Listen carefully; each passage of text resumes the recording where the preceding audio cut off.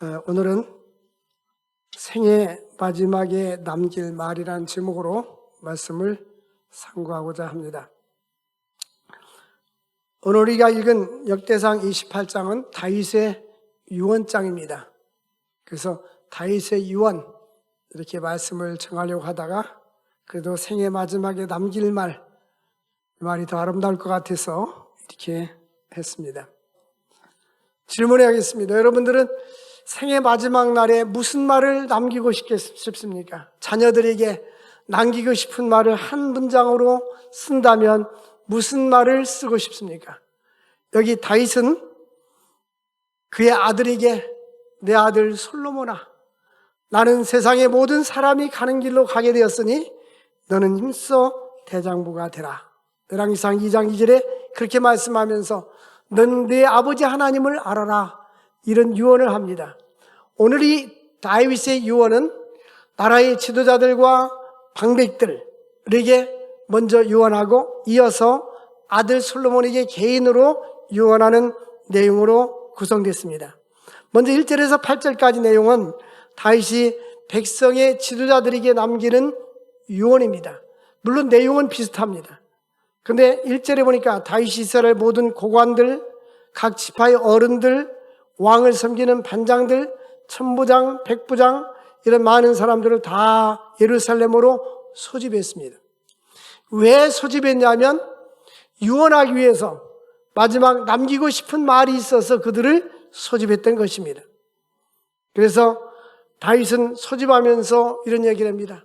내가 하나님을 너무 사랑하고 하나님의 성전을 너무너무 건축할 마음이 있었는데 하나님께서 또 내가 건축할 자료도 자재도 모든 걸 다 준비했지만 3절에 보니까 하나님이 내게 이르시되 너는 전쟁을 많이 한 사람이라 피를 흘렸으니 내 이름을 위하여 성전을 건축하지 못하리라 하셨느니라. 그러니까 우리가 하나님의 일도 그렇고요, 세상의 모든 일이 내 마음대로 되는 것 같지만 내 마음대로 되는 일이 없어요. 지금 다윗은 왕인데 왕이 하고자 하면 못할 것이 뭐가 있겠어요?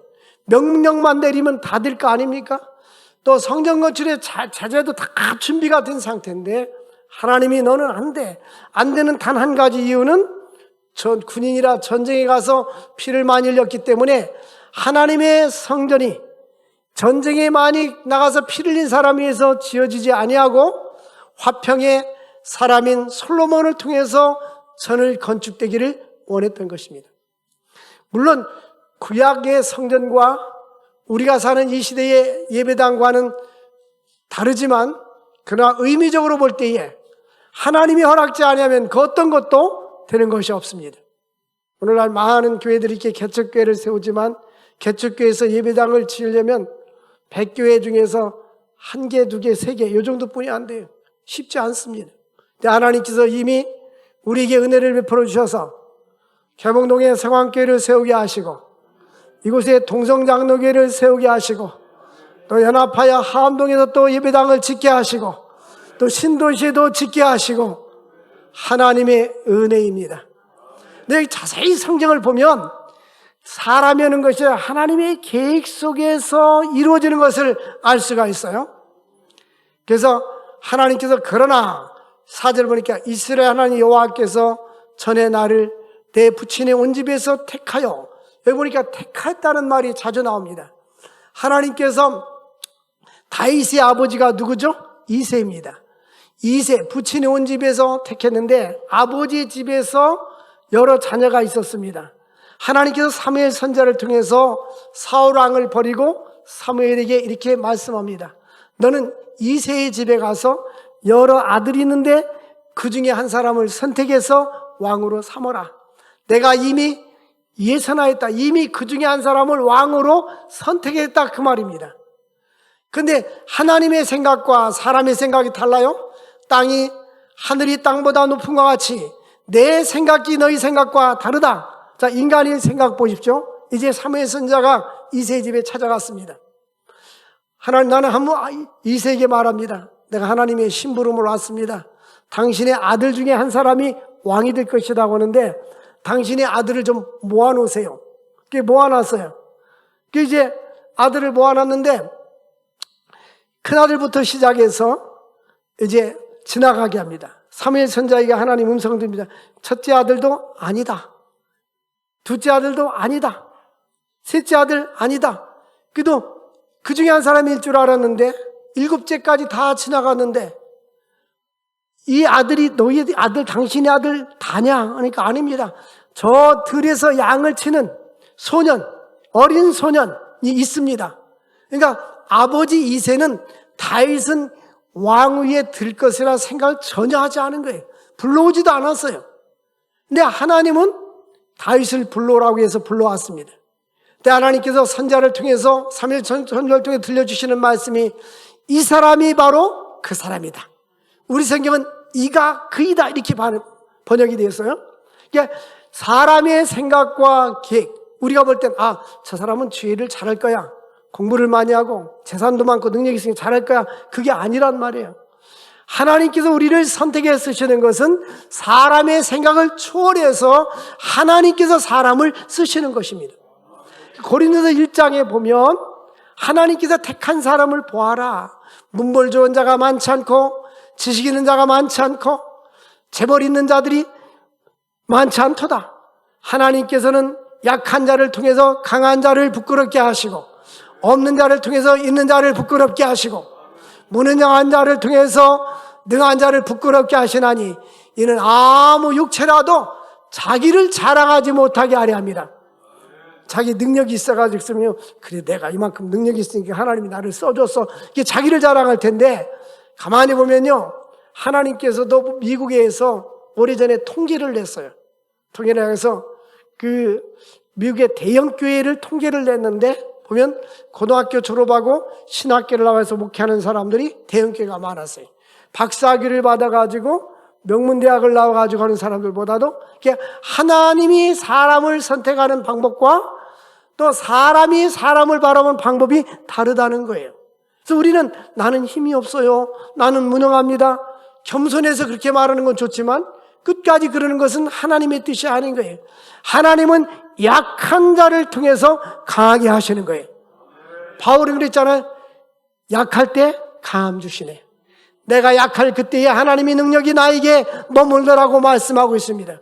더 들에서 양을 치는 다윗은 연령적으로도 어리고 아직 세상 지식으로도 어렸습니다. 그러나 하나님은 경험 많은 형님들이나 사회적으로 많은 경험을 했던 그런 많은 형제들보다도 하나님은 다윗을 왕으로 삼기를 원했어요. 사도행전에서 내가 이세 아들 다윗을 만나니 내 마음에 합한 사람이라. 하나님 마음에 합하기만 하면 하나님은 그 사람을 들어서 사용하십니다. 근데 하나님께서 이제 4절 보니까 부친이 온 집에서 택하여, 누구를 택하냐면 다윗을 택하여 영원히 이스라엘의 왕이 되게 하셨나니 곧 하나님이 유다 지파를 택하사 머리를 삼으시고, 이제 야곱의 12지파 중에 유다 지파 중에서 가문에서 내 부친의 집 이새의 가문, 이새를 통해서 이새가 많은 아들이 있는데 부친의 아들 중에서 나를 기뻐하사 온 이스라엘 왕으로 삼아 주셨다. 그러니까 다윗은 여러분 내가 왕인데 하나님께서 나를 왕 삼아 주시고 성전 건축하기 위해서 이렇게 말하지 않냐고, 하나님께서는 이스라엘의 많은 지파 중에 유다 지파를 택하시고 그 중에 우리 이새의 가문을 택하시고 이새의 8아들 중에 막내둥이인 나를 하나님께서 왕으로 삼아 주셨습니다. 우리는 하나님 우리를 선택할 때에 구원사적으로 에베소 2장 8절에 너희가 그 은혜를 인하여 믿음으로 말미암아 구원 얻었나니 이것이 너희에게서 난 것이 아니요 하나님의 선물이라. 하나님께서 우리를 구원해 주기 위해서 선택한 것이 있고요, 우리를 어떤 일에 사용하기 위해서 사역적인 선택이 있어요. 그러니까 구원받고 하나님께 쓰임받는 건 놀라운 축복입니다. 어떤 사람은 하나님께 쓰임은 받지만 구원받지 못하고 버림받는 사람이 있어요. 누굴까요? 가룟 유다 같은 사람들. 인자는 성경에 약속된 대로 가거니와 인자를 파는 그 사람에게는 화가 있으리로다. 차라리 이 사람은 나지 않는 것이 좋을 뻔했다. 사울왕도 왕으로 사역적으로는 쓰임받았지만 그가 과연 구원받았다고 말하기는 어렵습니다. 우리는 하나님께서 구원도 받을 뿐만 아니라 하나님의 귀한 일에 쓰임받는 자가 될 수 있기를 주의 이름으로 축원을 드립니다. 제가 신학교 입학해서 들어갔는데 채플 시간에 나의 죄를 정케 하사 주의 일꾼 삼으신 이 찬양을 부르는데, 그때까지는 옛날에는 합동찬송가, 통합찬송가, 개편찬송가가 있었어요.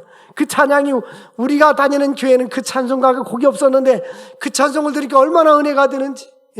나의 죄를 정하게 하셔서 우리를 주의 일꾼 삼으신 그 은혜에 감사. 하나님께서 택해 주셔서 5절 보니까 여호와께서 내게 여러 아들을 주시고 그 모든 아들 중에서 내 아들 이 다윗이 고백합니다. 또 나에게도 이새에게 여러 아들 중에 자신이 선택받았는데 또 자신 다윗에게도 여러 아들을 주셔서 솔로몬을 택하사 여호와 나라 왕위에 앉혀 이스라엘을 다스리게 하려 하셨느니라. 여러분, 하나님께서 우리를 불러주시고 구원해 주시고 직분을 주시고 사명을 주셔서 주일하게 하신 것에 대해서 감사할 수 있기를 바랍니다. 6절부터 내게 이르기를 네 아들 솔로몬 그가 내 성전을 건축하고 내 여러 뜰을 만들리니 이는 내가 그를 택하여 내 아들을 삼고, 이제 하나님께서 솔로몬에게 이렇게 말합니다. 내 성전을 네가 건축하고 뜰을 만드는데 이는 내가 그를 택하여 내 아들로 삼고 나는 그의 아버지가 될 것이다. 이제 백성들을 모아놓고 하나님의 언약 중에 핵심은 뭐냐면 사무엘하 7장은 다윗의 언약, 나단의 언약 그렇게 말합니다. 근데 하나님의 언약 중에 중요한 핵심이 있습니다. 그 핵심은 사무엘하 7장 16절에 보면 하나님께서 네 집과 네 나라가 내 앞에 영원히 보존되고 네 왕의가 영원히 견고하리라. 하나님께서 이와 같이 견고하리라고 말씀해 주셨습니다. 뿐만 아니라 하나님께서 그들에게 말씀하기를 나는 너의 아버지가 되고 너는 내 아들이 되리라. 이게 언약의 핵심이요. 하나님이 우리를 자녀 삼아 주시고 하나님이 우리가 아버지가 된 것은 성경의 언약 중에 가장 기본적이고 가장 핵심적인 언약인 것입니다. 좋은 부모를 만나서 태어난 아이들을 금수저라고 하고 어려운 과정에서 자란 사람을 흙수저라고 합니다. 그럼 우리가 하나님의 자녀가 되면 우리는 다이아몬드 수저예요. 다이아몬드. 성지순례 갔더니요, 다이아몬드를 싸게 파는 데 있다고 가이드가 데리고 가더라고요. 근데 손으로 집어지지 않고 핀세트로 집어지는데 그 핀세트로 집어질 만큼 작은 다이아몬드가 몇천만 원이래요. 우리 목사님들은 가서 한 명도 안 샀어요. 첫째, 살 돈이 없어요. 둘째, 관심이 없어요. 그런데 하나님은 우주 만물을 창조하시고 만왕의 왕이 되시는 그 하나님이 나는 너의 아버지가 되고 너는 내 자녀가 되리라. 그래서 마태복음에 보면요, 무엇을 막을까 마실까 염려하지 말라 했어요. 왜 그랬을까요? 이는 다 이방인들이 구하는 것이다. 하나님이 없는 자들이라. 너희 하늘 아버지께서는 이 모든 것이 너희에게 있어야 될 줄을 아시느니라. 하나님은 알고만 계신 것이 아니라 필요할 때마다 공급해 주시는 하나님이십니다. 그러니까 하나님을 아버지로 모시고 살고 우리가 그의 자녀가 되는 것은 놀라운 축복입니다. 어느 책에 보니까 자녀들은 바닥나지 않는 통장을 가지고, 우리 마이너스 통장이 아니라 자녀들이 가지고 있는 통장은 써도 마이너스가 안 붙어요. 우리가 쓰는 것은 마이너스가 앞에 붙어 있으면 쓸수록 그건 손해가 나는 거예요. 마이너스가 없어야지. 자녀들은 응애하고 태어나면 부모들이 다 알아서 숫자잖아요. 써도 다함이 없이 부모들이 공급해 주잖아요. 근데 부모들이 능력이 많으면 많이 공급해 주고 능력이 적으면 조금 공급해 줄 거 아니에요? 근데 우리가 하나님의 자녀로 태어나면 바닥나지 않는 통장을 주셔서 필요할 때마다 나의 하나님이 그리스도의 안에서 너희 모든 쓸 것을 채워주시리라. 하나님 우리를 내가 너의 아버지가 된다는 말은 우리를 책임져 주겠다는 거예요. 나는 너의 아버지가 되고 너는 나의 자녀가 되리라. 하나님은 솔로몬에게 이 다윗이 받은 그 언약의 말씀을 다시 솔로몬에게도 하나님이 내 아들 솔로몬아, 그가 내가 성전을 건축하여 여러 뜰을 만들리니 이는 내가 그를 택하여 내 아들로 삼고 나는 그의 아버지가 될 것임이라. 하나님이 언약의 말씀을 또 한번 들려주시는 거예요. 하나님을 아버지라 부르는 자는 좋은 일이 있으리라, 많이 있으리라. 여러분, 하나님을 잘 섬기면 미래가 기대가 돼요. 우리 하나님이 내 미래를 어떻게 설계하고 어떻게 이끌어갈까, 이런 기대 속에서 사는 거예요. 근데 하나님 없는 사람들은 자기가 인생을 설계해야 되고 자기가 인생을 계획해야 되니까 답답하고 힘들단 말이에요. 근데 하나님께서 이와 같이 말씀하면서 7절에 그가 만일 나의 계명과 법도를 힘써 준행하기를 오늘날과 같이 하면 내가 그의 나라를 영원히 견고하게 하리라. 나라의 지도자들에게 당신네들이 하나님을 경외하면 이 나라를 영원히 견고하게 하리라.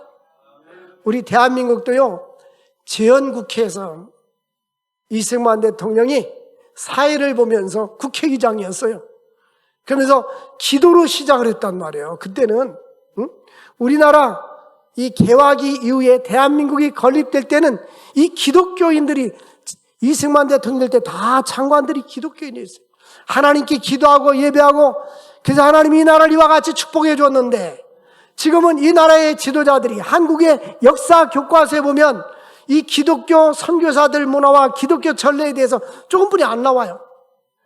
역사학자들이 계속 국가에다 건의해도 들어간, 불교에 대한 이야기는 많은데 기독교가 한 일에 대해서는 기록해 놓지 않고 있어요. 우리나라가 기독교가 들어와서 이화여자대학교, 연세대학교, 세브란스 병원, 이런 많은 초중고등학교 미션 스쿨들이 엄청나게, 처음에는 이 국가에서 운영하는 것보다는 기독교 계통에서는 사립학교가, 초중고등학교가 훨씬 많았어요. 한국의 기독교가 이렇게 개화운동을 시키고 문명을 퇴치시키고 이렇게 기독교가 놀랍게 하고, 한글을 모르는 사람들이 교회 가서 찬송 부르고 성경을 읽으면서 이제 한글을 익히기 시작했어요. 우리나라 이렇게 교회가 기독교에 미친 영향들, 그 다음에 김희독립 선언문을 할 때도 이 기독교인들이 33명 중에 16명이 들어가 있어요. 그 놀라운 일들이 있었는데 사람들은 잊어버리고 하나님을 모르는 사람들이 이 기독교에 대해서 쉽게 생각하고 예배는 드려도 되고 안 드려도 되는 거 생각하는데 착각이에요. 하나님이 없는 나라들은 멸망합니다. 유럽이 참 하나님을 잘 섬겼는데 지금 교회들이 쇠퇴하니까 유럽 국가들이 지금 쇠퇴해지기 시작하고, 이 사회복지한다고 해서 나라들이 망하기 시작하잖아요. 우리는 하나님의 은혜를 잊지 말고 나라의 지도자들에게 뭐라고 유언하냐면, 다윗이 7절에 보니까 그가 만일 나의 계명과 법도를 힘써 준행하기를 오늘날 같이 하면 내가 그의 나라를 영원히 견고하리라고 하나님이 약속했다고 나라의 지도자를 놓고 말하는 것입니다. 우리 대한민국도 나라의 지도자들이 하나님을 경외하고 하나님을 섬기고 우리 한국교회가 하나님을 잘 섬기면 이 대한민국이 모든 민족 위에 뛰어난 민족이 될 줄로 믿습니다.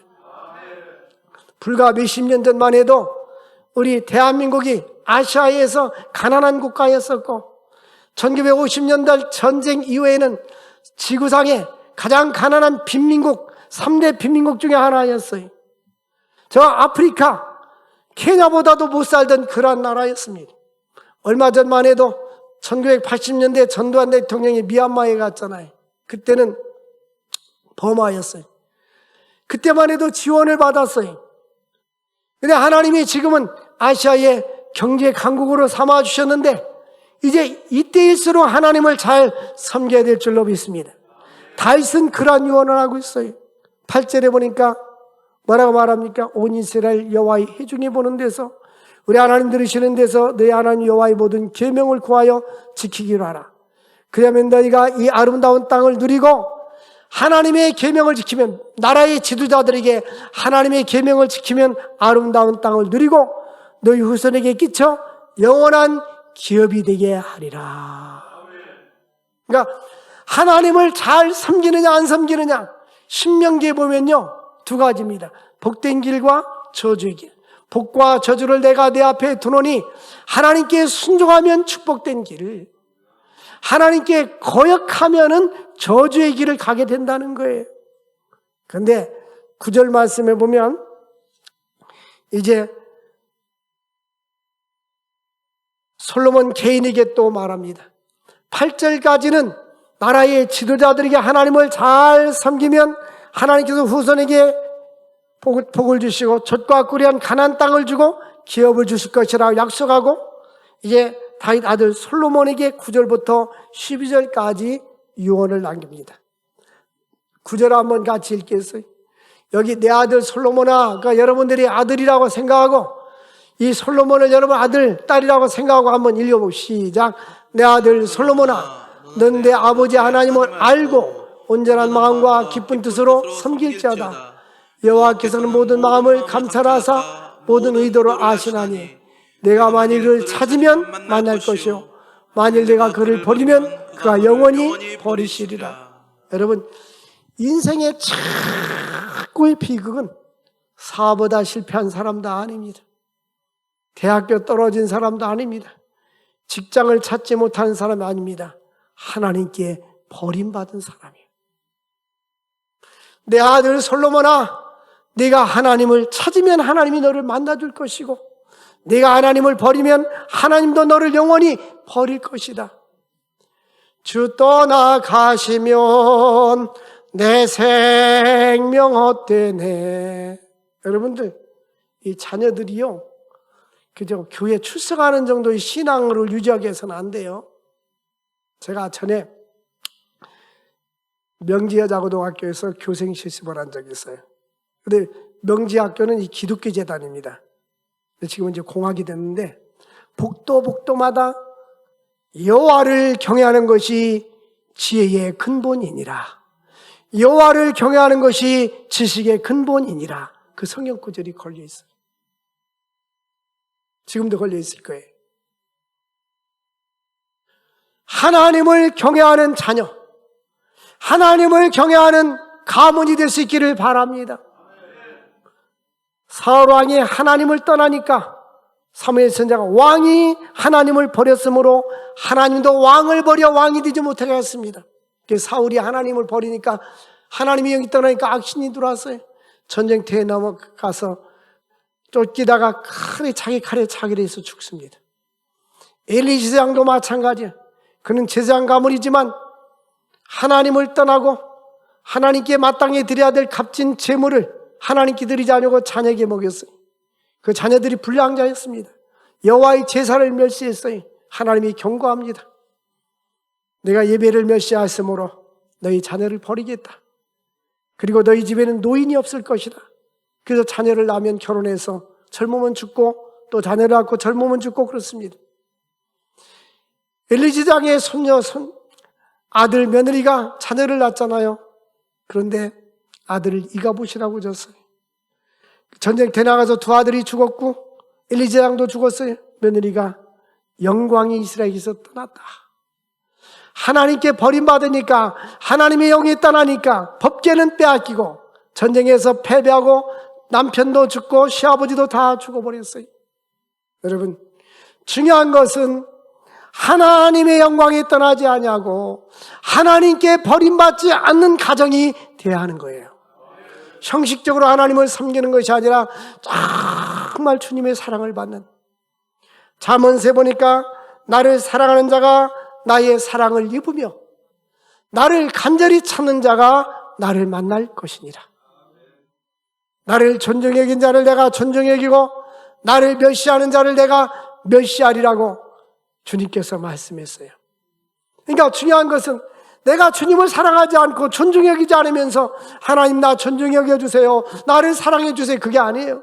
내가 먼저 주님을 사랑할 때 주님의 사랑을 입고 주님을 존중히 여길 때 주님이 우리를 존중히 여겨줄 줄로 믿습니다. 그런 적 10절에 보니까 이렇게 말씀하고 있어요.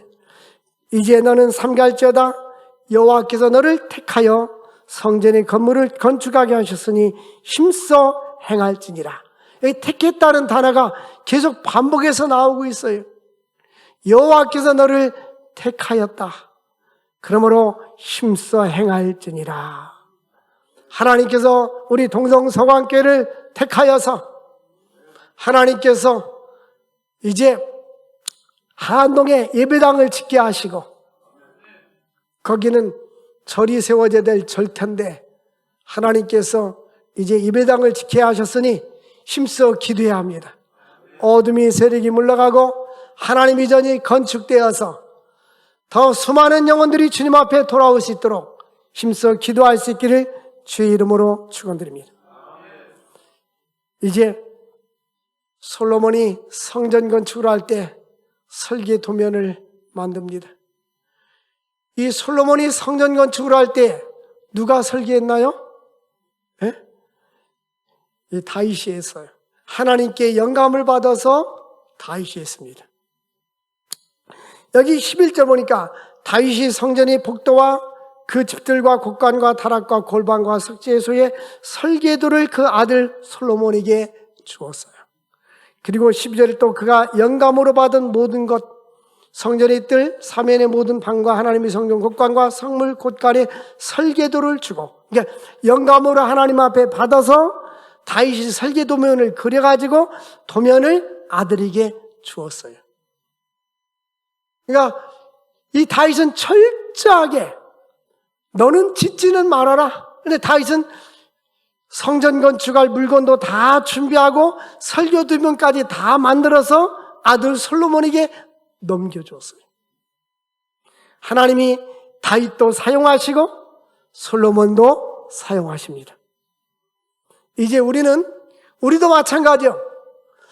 내가 인생을 살면서 100% 다 할 수 없어요.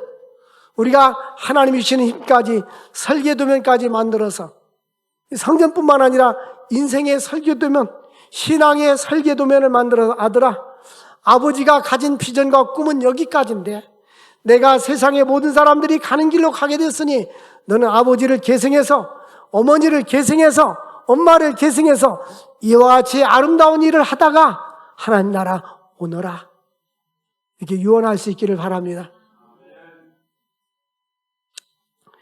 메가더 장군이 자녀를 위한 기도문이 있는데 2부 예배 때도 읽어줬어요. 여러분에게 읽어줄게요. 여러분들은 자녀들이 어떻게 되기를 원하는지 한번 기도문을 집에 가서 한번 작성해 보시기 바랍니다. 이 메가더 장군의 이 기도문은 세계적으로 유명합니다. 오 주여, 내 아들이 이런 사람이 되게 하소서. 약할 때 자신을 분별할 수 있는 힘과 두려울 때 자신감을 잃지 않은 용기를 주옵소서. 정직한 패배 앞에 당당하고 태어나게 하시며 승리 때에 겸손하고 온유한 사람이 되게 하옵소서. 나이가 이런 사람이 되게 하소서. 자신의 본분을 자각하여 하나님과 자신을 아는 것이 지식의 기초임을 깨닫는 사람이 되게 하여 주옵소서. 그를 요행과 안락의 길로 이끌지 마시고 자극을 받아 분별하도록 고난과 도전의 길로 인도하소서. 모진 비바람을 견디어나게 하시고 실패한 자를 긍휼히 여길 줄 아는 사람이 되게 하소서. 내 자녀가 이런 사람이 되게 하소서. 마음이 깨끗하고 높은 이상을 품은 사람, 남들을 다스리기 전에 먼저 자신을 다스릴 줄 아는 사람, 웃을 줄 알면서도 우는 법을 결코 잊지 않는 사람, 미래를 향해서 전진하면서도 과거를 결코 잊지 않는 사람이 되게 하소서. 이 모든 것 외에 그에게 유머 감각을 주옵소서. 그러면서 항상 진지하면서도 결코 지나치게 심각해지지 않게 하옵소서. 그에게 겸손함을 가르쳐 주옵소서. 그러면 진정한 위대함은 소박하며 진정한 지혜는 열려 있으며 진정한 힘은 너그럽다는 것을 언제나 기억하게 하옵소서. 나의 자녀들이 이런 사람이 되었을 때 저는 감히 그에게 속삭일 것입니다. 내가 인생을 결코 헛되이 살지 않았노라고. 메가더 장군은 무슨 이야기를 하고 있습니까? 내 아들이 신앙생활을 잘하고 하나님을 섬기고 믿음 안에 살 때에 내 인생이 결코 헛되지 않았다라고 고백할 수 있다는 것입니다. 반대로 내 아들이 하나님을 떠났다면 육군 대장으로, 원수로, 또 6.25 전쟁 때에 인천 상륙작전에서 패전한 나라를 승리한 국가로 만들었지만 그것은 결코 자랑거리가 아니라는 것입니다. 내 아들에게 신앙의 유산을 물려주고 그가 믿음 안에 살고 패배했을 때라도 당당하고 승리했을 때도 겸손하고 우는 자들과 함께 울고 웃는 자들과 함께 웃어줄 수 있는 그러한 사람, 믿음의 사람, 높은 이상을 가지고 사는 사람,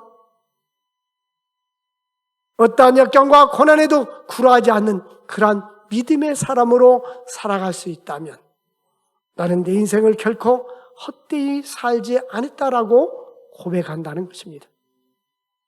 사랑하는 성도 여러분들, 하나님께서 다윗에게 성전을 건축할 수 있는 설계도문을 그에게 영감을 통해서 주었습니다. 여러분들은 하나님께 영감을 받아서 여러분의 미래의 가정에 어떤 설계도면을 지금 그리고 있습니까? 단지 밥만 먹고 돈만 벌고 재산을 모으다 이 세상을 떠나겠습니까? 아니면 하나님이 기뻐하는 거룩한 일을 하다가 쓰임받다가 가겠습니까? 유엔에서는 유산이라고 말할 때에 물론 유적지도 유산이라고 하지만 사회에 얼마나 많은 영향력을 끼쳤는가, 내가 얼마나 사회에 많은 유산을 남겼는가는 나를 통해서 하나님이 우리를 통해서 하신 일들, 아름다운 일들, 사회에 긍정적이고 아름다운 영향력을 끼친 간디와 같은 사람들, 비록 처녀지만은 테레사 수녀 같은 사람들은 많은 영향력을 끼치지 않았습니까? 하나님께 우리를 쓰임받을 수 있도록 하나님, 나에게 한 번의 일생, 단 한 번 주신 이 생에 가치 있게 살다가 하나님께 쓰임받다가 자녀들에게도 영적인 유산을 물려주고 사회에도 수많은 영혼들을 주님 앞에 인도하고 봉사하며 섬기다가 하나님 나라 갈 수 있는 쓰임받는 자들이 될 수 있기를 바랍니다. 이것이 다윗의 유언이었어요. 이것이 제가 내 개인의 소망일 뿐만 아니라 우리 동성서관계가 함께 같이 나가야 될 비전인 것입니다. 우리가 예배당을 짓는 것은 단지 건물 만드는 것이 아니라 수많은 영혼들이 주님 앞에 돌아와서 구원받고, 3기 신도시도 수많은 영혼들이 와서 구원받고, 나라 민족의 지도자들을 배출하고 우리에게 주는 힘을 가지고 더 많이 선교하고 더 많이 구제하고 더 많이 장학사업하고 이런 일에 단지 쓰임받다가 우리는 빈손으로 왔다가 빈손으로 사라지는 것뿐인 것입니다. 우리 함께 이 일에 함께 비전을 가지고 하나님께 쓰임받는 우리 동성서관계가 될 수 있기를 주의 이름으로 축원을 드립니다. 하나님 아버지 감사합니다. 영생의 말씀이 주께 있사오니 우리가 네게로 가오리까. 하나님 아버지, 저희들의 꿈과 비전을 주옵소서. 다윗이 유언한 것처럼 방백들을 모아놓고 유언하고 아들을 모아놓고 유언한 것처럼 우리가 하나님을 온전한 마음과 기쁜 뜻으로 섬기게 하여 주옵소서. 내가 만약 하나님을 버리면 하나님도 버릴 것이고, 내가 하나님을 찾으면 만나준다고 했는데 하나님께 버림받지 않게 도와주시고, 우리 동성서관교회가 주님 재림하는 그날까지 이 땅에 존속되게 하시고 하나님의 복음이 전파되게 하시고 수많은 영혼들을 구원하는 역사가 있게 하여 주옵소서. 이 시대 하나님 앞에 가치 있게 쓰임받는 능력 있는 재단이 되게 하시고 더 많은 선교사들을 후원하며 파송하게 하시고 하나님 아버지 개척교회를 세우게 하시고 지역사회에 섬기며 살아갈 수 있는 귀한 재단이 되게 하여 주옵소서. 주 예수님의 이름으로 기도합나이다. 아멘.